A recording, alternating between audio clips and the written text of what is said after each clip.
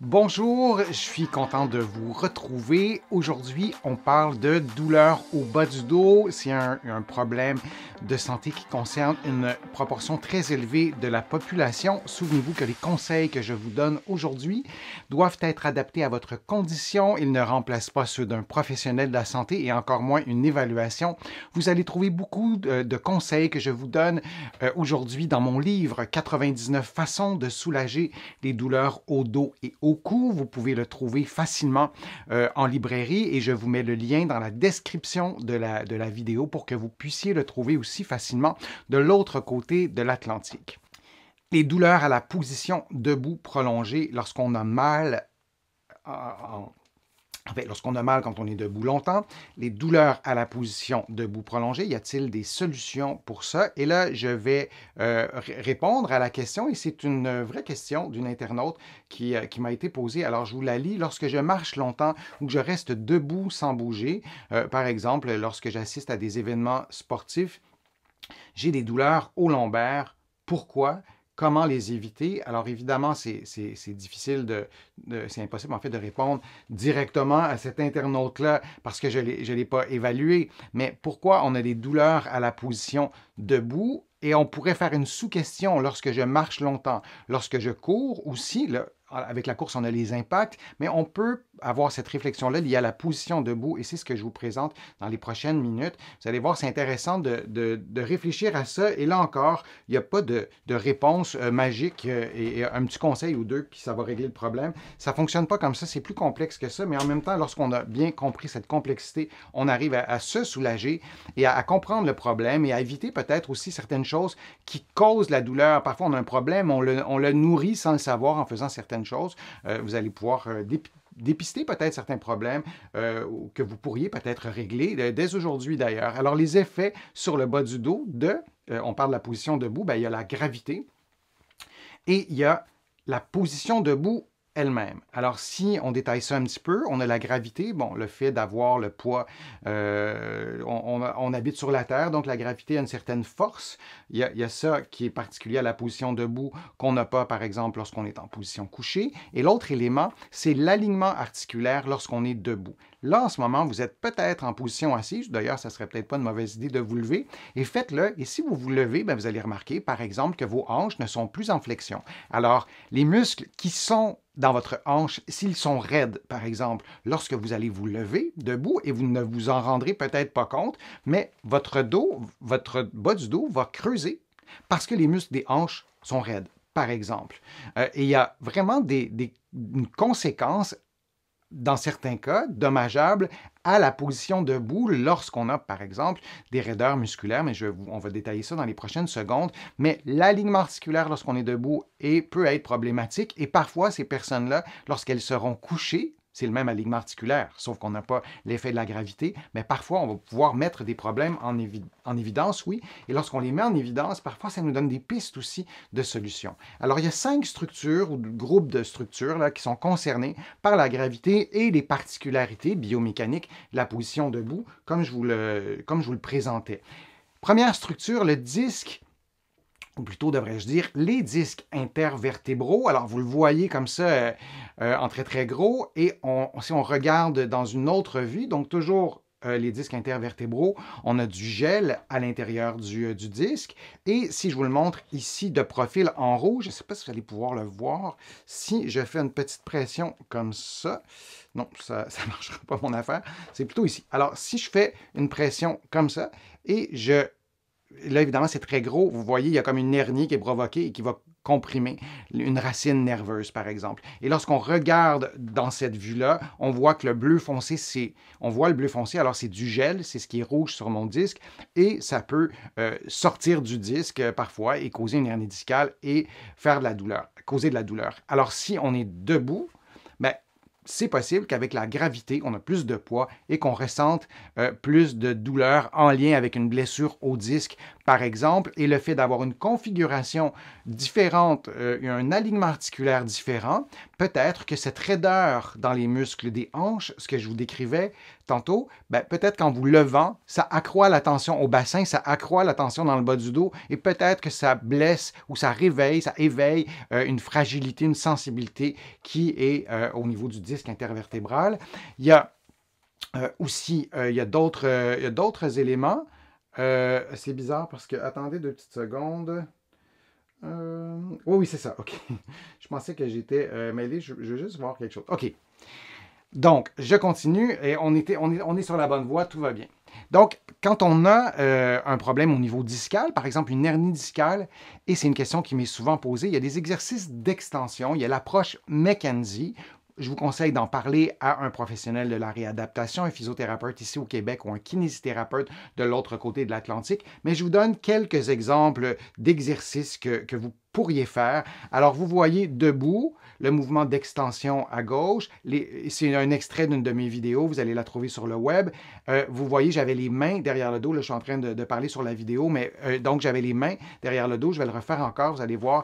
Et je fais une extension pour, disons, faire un mouvement qui va dans un sens positif pour un problème discal. On peut aussi faire des exercices en position couchée, en position ventrale, comme vous le voyez. Alors, on va faire un mouvement d'extension avec les bras. On va pousser avec nos bras en laissant notre bas du dos très relâché et vous allez parfois ressentir un soulagement. Alors, c'est l'approche McKenzie. Il y en a d'autres aussi, des approches pour favoriser, disons, une meilleure santé des disques intervertébraux. Il y a une logique biomécanique, mais je vous invite à en parler à vos professionnels de la réadaptation pour voir si ça serait une approche qui serait intéressante. Et vous pourrez aussi aller voir sur ma chaîne, vous allez trouver cet exercice-là. C'est une vidéo qui a été consultée quand même plusieurs centaines de milliers de fois. Il y a aussi les ligaments dans notre corps, dans les structures qui sont touchées lorsqu'on est en position debout. On a la gravité et on a cette configuration, cet alignement articulaire-là. Alors, ça peut causer une tension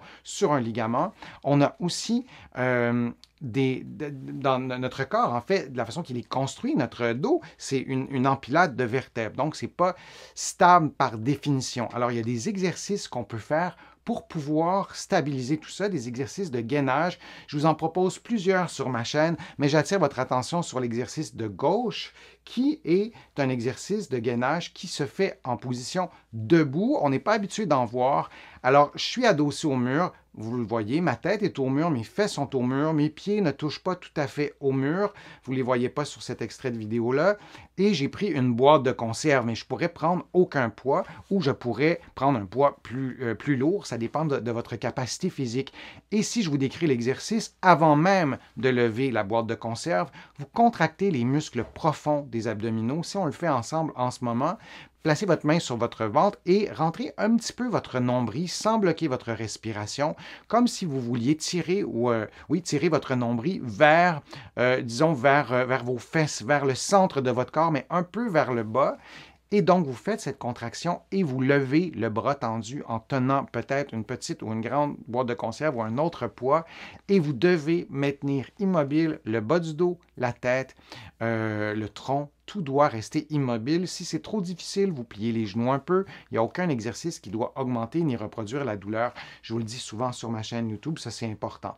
L'autre exercice, c'est le dead bug. Certains d'entre vous n'aimaient pas le titre en anglais, mais je refuse d'appeler ça l'exercice de l'insecte mort ou peu importe. Donc, je vais garder ce nom-là. Vous voyez cet exercice-là dans sa version, disons, originale. Lorsque vous bougez votre jambe et le bras opposé, vous contractez vous rentrez votre nombril, comme je vous ai décrit il y a quelques secondes. Si pour vous, vous n'arrivez pas à faire l'exercice comme de cette façon-là, sans garder immobile le bas de votre dos et votre bassin, c'est que le niveau de difficulté est trop élevé. Vous devez réduire l'amplitude de mouvement ou choisir un exercice, toujours le même exercice, mais dans une version plus facile, une version adaptée. Vous allez les trouver sur ma chaîne, ces exercices-là de gainage, et ça pourra vous aider aussi à stabiliser. Donc, lorsque nos ligaments sont mis sous tension, parfois, de réveiller nos muscles qui, eux, peuvent nous aider à stabiliser notre dos, ça peut être bénéfique. D'autres structures qui peuvent être problématiques lorsque vous êtes en position debout, c'est les racines nerveuses et les nerfs. Disons, on va résumer en disant les nerfs, c'est ce qui est en jaune sur l'illustration. Vous voyez la vertèbre avec les racines et les nerfs, et sur l'illustration de droite, vous voyez que ces nerfs-là, ils vont un peu partout dans votre corps. Alors, ce que vous voyez, c'est exactement ça ici, et le petit trou qui est là, ça laisse passer la moelle épinière. Alors, c'est le système nerveux qui est là, et lorsqu'on est longtemps debout, lorsqu'on marche aussi, nos jambes bougent. Nos muscles bougent, nos os bougent, mais nos nerfs aussi sont mobilisés. Et parfois, la mobilité neurale n'est pas optimale et il peut y avoir des tensions et pas nécessairement uniquement à cause d'une hernie discale. Parfois, c'est du tissu cicatriciel qui s'est installé pour mille et une raisons. Donc, la mobilité neurale, ça peut être aussi une autre piste pour pouvoir soulager un problème. Et il y a donc des exercices de mobilité neurale. Je vais garder ça pour une prochaine vidéo. Évidemment, on peut vraiment approfondir tout ça, mais les professionnels de la réadaptation que vous consultez, ils en connaissent des exercices de mobilité neurale. Il y en a pour les bras, il y en a pour les membres inférieurs et le dos, disons. Donc, ça peut être une belle piste aussi quand on a de la difficulté on n'a pas d'endurance au niveau de la position debout, ou en tout cas, on a de la douleur. L'autre structure ou les autres structures qui peuvent être problématiques, c'est les surfaces articulaires. Alors, vous les voyez en ce moment. En fait, vous voyez les vertèbres avec les disques, et vous voyez sur l'illustration de droite, il y a, disons, de l'arthrose, vous voyez qu'il y a de l'usure. Elle est là, la surface articulaire. Elle est là, cette articulation entre la vertèbre du haut et du bas. Et sur l'illustration de gauche, elle est en santé, mais il arrive parfois que ces articulations soient usées par l'arthrose. Il arrive qu'il y ait de l'inflammation, donc une réaction biochimique, un petit peu d'inflammation, un petit peu d'enflure très localisée, par exemple, qu'on ne peut pas palper. Mais donc une réaction inflammatoire. Il peut y avoir d'autres problèmes aussi. Et donc, on peut avoir de la douleur lorsqu'on est debout parce que ces surfaces articulaires-là sont comprimées, irritées ou problématiques. Alors, c'est différent, par exemple, que si le problème vient d'une hernie discale. Et ce qu'on peut faire aussi comme exercice qui est intéressant pour aller détendre tout ça, c'est peut-être d'améliorer la souplesse de la hanche. Lorsqu'on est en position debout, on a besoin, on ne le sent pas dans la vie de tous les jours si on n'a pas de problème et tout va bien, mais on a besoin d'avoir des hanches qui sont assez souples. Alors, vous voyez un exercice en ce moment qui est un exercice de souplesse très simple du quadriceps et du psoas, le muscle qui est à l'intérieur de la hanche. Là aussi, vous allez trouver plein de vidéos qui vous donnent des programmes d'exercices pour assouplir le psoas sur ma chaîne et pour assouplir la hanche. Parfois, une douleur au dos provient d'un problème à une autre articulation. Il ne faut jamais oublier ça. Vous avez vraiment mal au dos. Il y a vraiment un problème au dos, mais qui est provoqué, par exemple, par une raideur asymétrique au niveau de la hanche. Vous pouvez vous imaginer ce que ça fait sur le bassin. Ça cause une asymétrie et ça peut générer des tensions. Si on a déjà des prédispositions, ça peut être assez pour causer de la douleur lorsqu'on est longtemps en position debout. Alors, des exercices de souplesse des hanches, ça peut être intéressant aussi. Et il y a une autre structure qui est mise sous tension, pour le dire comme ça, c'est un problème de canal lombaire. Le canal lombaire étroit ou la sténose spinale peut être aussi mise, exacerbée, disons, lorsqu'on est en position assise. Vous voyez sur l'illustration de gauche un canal lombaire qui est normal et vous voyez à droite qu'il est étroit. Vous voyez qu'il y a un petit peu d'arthrose, il y a un petit peu c'est un petit peu rouge. Alors l'espace par lequel la moelle épinière passe, ce canal-là est rétréci et donc on peut avoir une compression de la moelle épinière, on peut avoir une compression d'une structure X du système nerveux et avoir de la douleur. Et lorsqu'on est debout, notre canal lombaire, il est plus étroit chez tout le monde, mais si on a un canal lombaire qui est en santé, on n'a pas de sténose spinale, il n'y a pas de problème. Donc, ça peut être ça aussi. Alors, vous voyez qu'il y a vraiment plusieurs composantes qui fait en sorte que la position debout peut être problématique. Alors, ça fait plusieurs pistes de solutions, mais ce que je vous dirais comme conseil généraux, c'est de retrouver votre mobilité, particulièrement celle de la hanche. Je ne vous ai pas parlé des muscles, mais tous les muscles qui sont activés, les muscles posturaux, doivent aussi avoir une bonne endurance. Alors, des exercices de stabilisation, comme je vous ai montré, adossés au mur, des exercices de stabilisation comme le dead bug que je vous ai montré, c'est intéressant de les faire pour aller reconstruire peut-être cette endurance qui n'est peut-être pas au rendez-vous.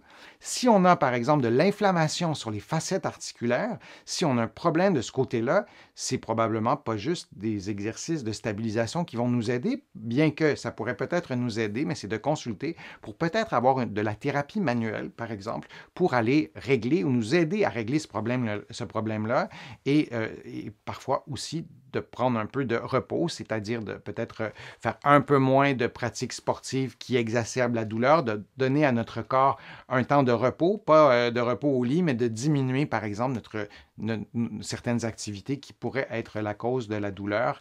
Et pour ce qui est de la sténose spinale, ce qu'on peut vouloir faire, c'est tonifier les abdominaux, là encore.